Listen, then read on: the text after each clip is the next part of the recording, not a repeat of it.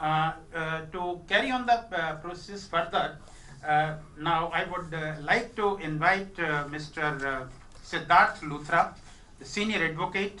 I'll start with him, and just to give a small introduction, although I mean we are all from the legal fraternity and we know him very well, and that personally also I know him very well because he was Additional Solicitor General for India when I was also Law Secretary, and there were many occasions when I had an opportunity to interact with him. And he's one of those law officers who, if there is some crisis, and generally in government it happens, last minute you get a paper and you are said, okay, you appear before Supreme Court and High Court and defend the case. A fellow may not be knowing even ABC of the case. But whenever I was under pressure, and I always looked towards him and I requested Mr. Luthra, this is an important matter which has come. Can you appear before the bench tomorrow morning? This is the bench and this is the issue. And he was always gladly accepted this request. Mr. Luthra, who is practicing in Supreme Court, is son of Mr. K.K. Luthra, who was also an eminent senior advocate.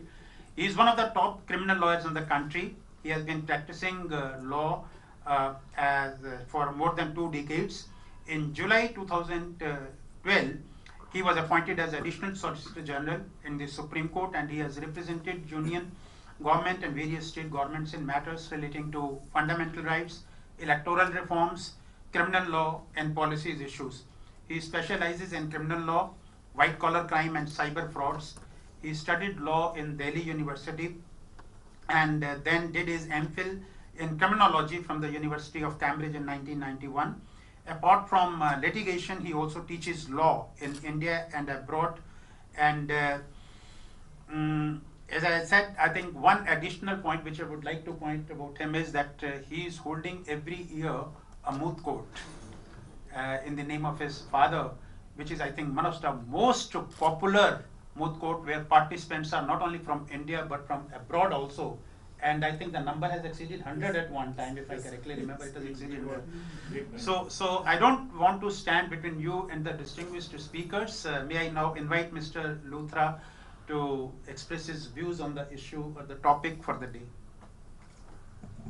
Thank you, Mr. Luthra. I have the privilege of having Professor Bakshi, who has been my teacher. Justice Singhvi, who I have learned a lot from, he has also been my guide. We have very close friends of our family. Mr. Qureshi is here. I'm the least qualified of this gathering, not just the panel. I hope to be an academic someday. I don't think I'll become, but I will try and share some perspectives that have come to me in the course of my work. You know, the Indian judiciary, there's an article by Nick Robinson on judicial architecture and capacity in the Oxford Handbook. He describes it as a top-heavy judiciary. This top-heaviness is a little unusual, but it's really something that has come from those who framed the Constitution. In all other systems of the world, the focus is on the trial courts, on the subordinate courts.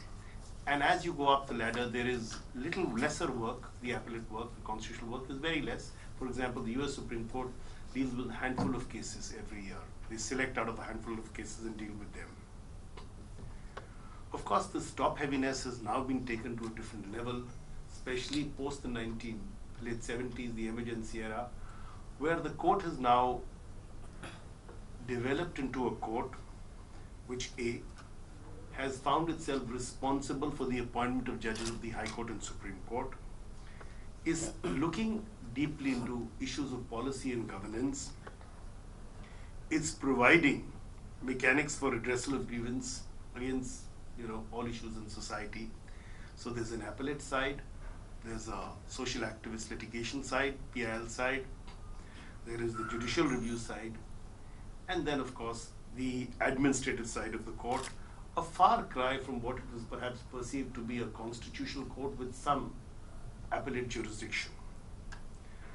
The NJAC decision, which came in 2016, has now really settled that the courts themselves will be the final arbiter of who is to be appointed.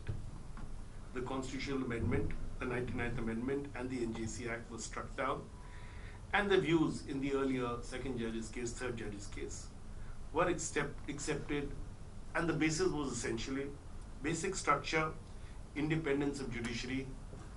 We have, of course, one lingering problem, the MOP, which for some reason was not settled, and that has become a sore thumb. Of course, judges' appointments are taking place, but we are stuck with a situation where, on an average, 5 to 7 judges almost retire every year. This year we have 7 judges retiring. One is already retired. And the average tenure of judges, and this is a matter of grave concern for me personally, as I find, is about 4 years. Justice Singh, we can correct me if I'm wrong. This has come down from a tenure which used to be 9 years, 10 years, 8 years. As a result, there used to be a philosophy that used to come in place. Today, with small benches, there are conflict of decisions, and these conflicts lead to serious problems. We have only 24 judges functioning today. There are shortage of courts. This reduced tenure, the varied philosophical approach, the cementing of that philosophical approach over years. Judges are appointed for 3 years. They don't even preside in a bench. These are serious concerns, and these are also leading to lack of clarity in the law. And when there is lack of clarity and differing views between judges of equal strength, that means references to larger benches may go to the constitution bench. What is the consequence? The consequence is there's uncertainty in the law, and that uncertainty means that the high courts and the subordinate courts can often not adjudicate issues. This delay in adjudication is becoming a serious concern. Add to that the fact that the courts are looking increasingly into issues of policy, of governance, whether it be, as we all know, a lot of us are impacted by it. Fortunately, I'm not. The unauthorized construction in Delhi, firstly, environmental issues, guidelines where there's a perceived lack of legislation. Let me give you an example. The DK Basu case is a great case in terms of the rights of an accused who's in custody, but if you look at it deeply, most of what is said in DK Basu was already covered by statutory provisions within the CRPC, and therefore, while there's an enhancement of what the CRPC does, perhaps there was no need really to go beyond the CRPC. More fundamental than this, and the problem that is concerning the court, Mr.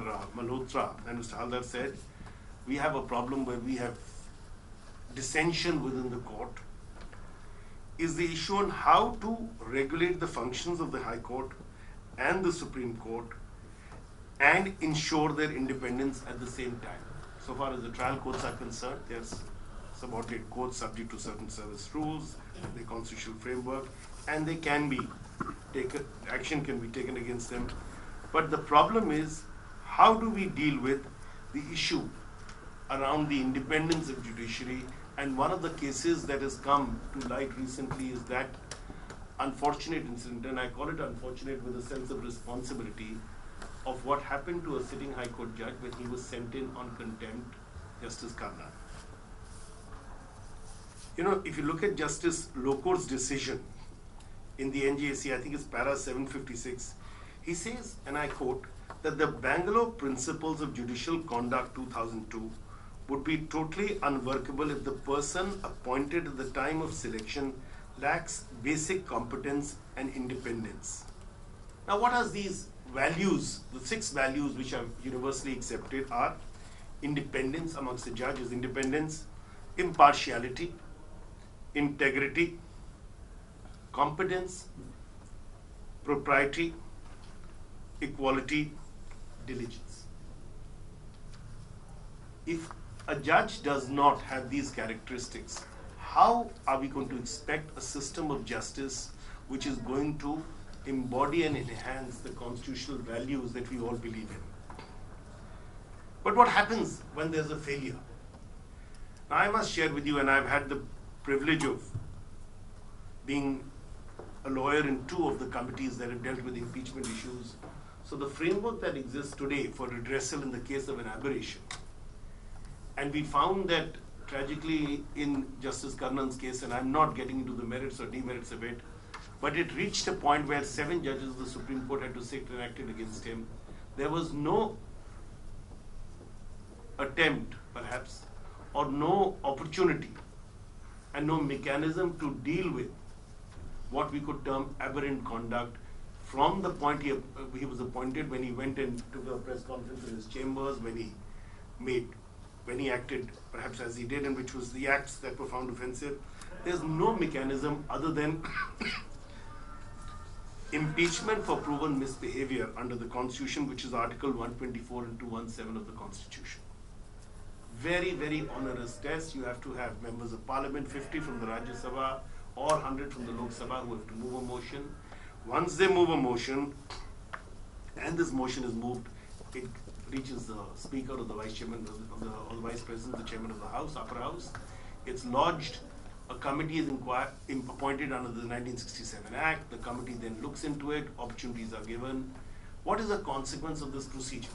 There have been, post the Constitution, 4 such cases. The first was, of course, the Ramaswamy case, when he was indicted in part, went to Parliament, and in Parliament the motion fell through. The second was the Justice Soumitra Sen case, where I had the privilege of being the government advocate, where again he was indicted. And in Rajya Sabha, the motion nearly fell through till it finally got through. He resigned before the Lok Sabha could take action, so he got away with all his bench benefits scot-free.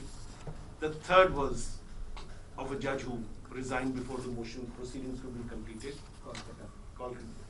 Sir, Kolkata was Soumitra Sen. What was the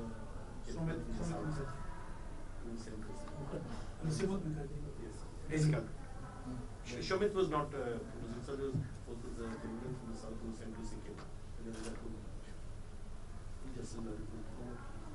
The fourth is that of a judge from Madhya Pradesh who has been exonerated. There I was appearing for the judge. So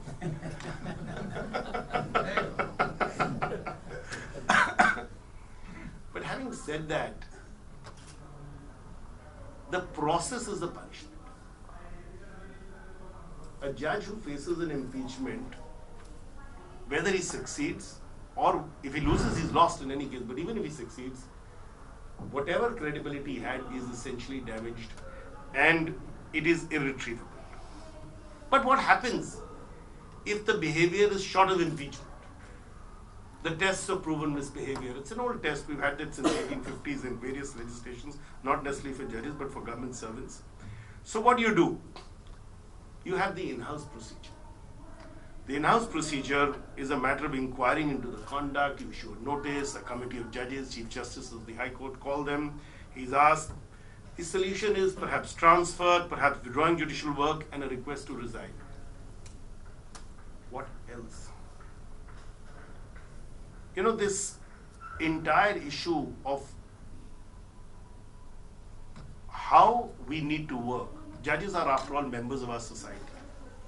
There is a desire, there is an attempt, there is a mechanism to try and appoint the best amongst all of us to ensure that the institution in which all of us have had the greatest confidence has men and women of unquestionable integrity, competence, independence, so that when we go to court as citizens, we get the benefit of all these qualities. The past few years have shown that though we have taken upon ourselves, the courts have taken upon themselves the appointment of judges because of what happened in the 70s, that experiment, though it succeeded for decades, is now showing cracks. Those cracks in the mirror need to be redressed. There has to be a mechanism to re-examine how we are going to get the best possible talent. The Constitution provides the bare bones. The judges have interpreted that bare bones and given more flesh to it. But that's a serious concern. Having said that, there is also a greater need of introspection as to how do we remedy allegations or questions being raised on the conduct or the judicial functioning of a judge, yet at the same time ensuring that there is no interference with his independence. Judges have, if you look at the papers, the Federalist Papers, it says judges need the most protection because they are the most prone to attacks because they have no way to defend themselves. this balancing act is something which we as a society, which the institutions of democracy in this country need to look at. And if we don't, we'll be doing irretrievable damage to this institution of which we are fairly proud of. Thank you so much.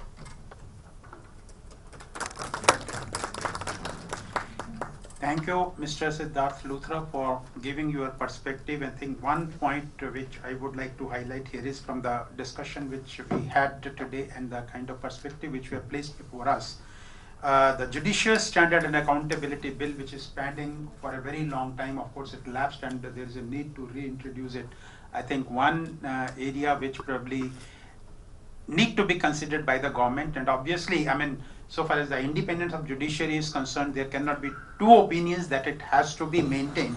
Other point I think which I would like to highlight here is, so far as the judiciary is concerned, the points which I said, the plus and minuses, the kind of power which is being exercised by the Supreme Court, more particularly under Article 136 and Article 142 now. Of course, if you are talking till 1980s, probably I think Article 142 was the least used article.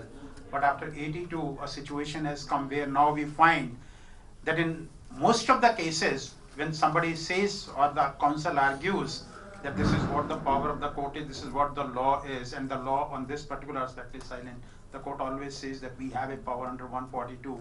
And maybe a feeling has arisen among the common man that sometime this act of judicial activism has gone to the stage of judicial overreach. I don't know what will be the reaction from the panelists on this particular point. Thank you very much, Mr. Sidharth Luthra, for your views.